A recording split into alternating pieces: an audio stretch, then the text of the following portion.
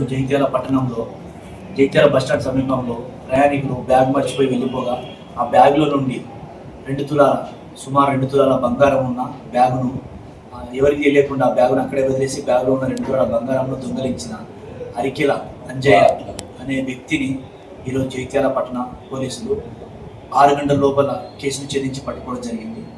దీనిలో భాగంగా మా ఐడి పార్టీ సిబ్బంది ఎస్ఐ పాల్గొని కేసును డిటెక్ట్ చేయడం జరిగింది.